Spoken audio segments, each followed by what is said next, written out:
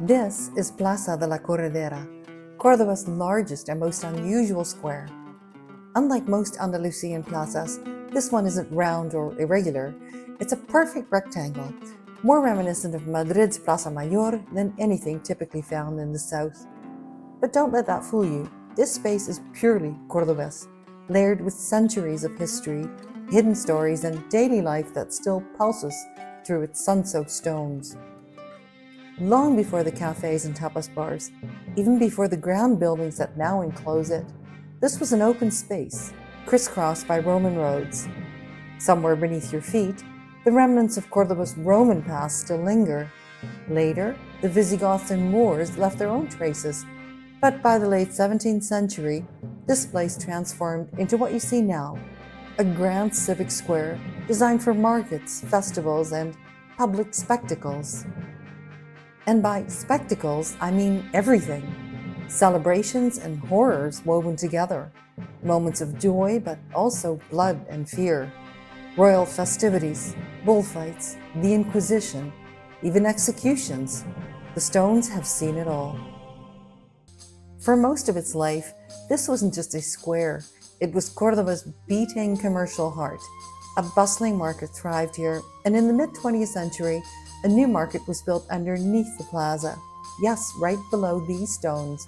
Vendors once lined up selling meats, fish, produce, anything the city needed. No refrigeration like today, just ice, salt, and the heavy heat of Córdoba. It's mostly forgotten now, but I know about it thanks to my neighbor, who remembers it well. That underground market is long gone, sealed up and replaced by modern shops. But if you know where to look, you can still find the entrances.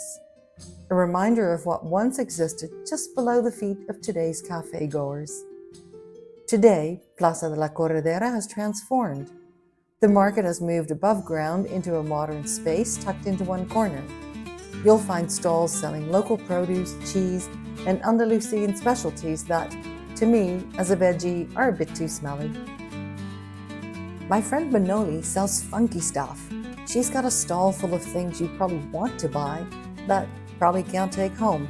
Handmade baskets, iron candle holders, botijos, those traditional clay water jugs, wood stands, and other beautiful, sturdy, completely non-suitcase-friendly things.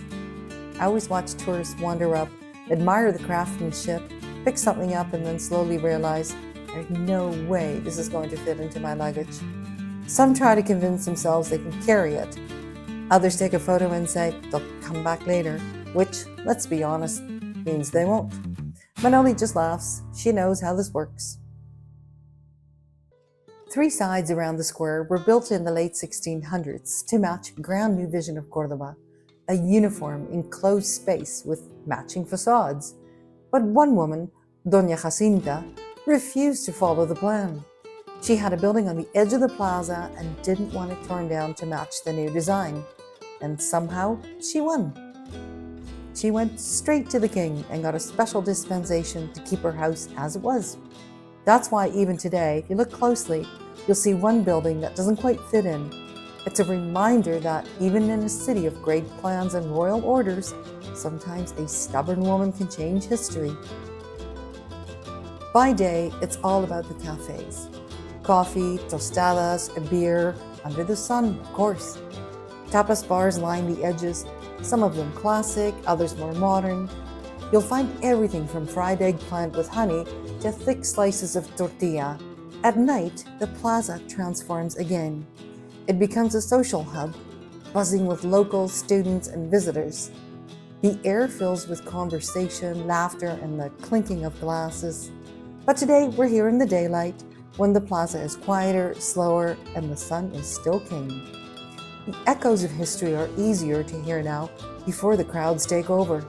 Plaza de la Corredera isn't just a landmark.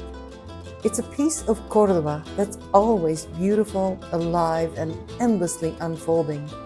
Where history lingers in the stones, the sun paints the facades in gold, and daily life moves to its own unhurried rhythm.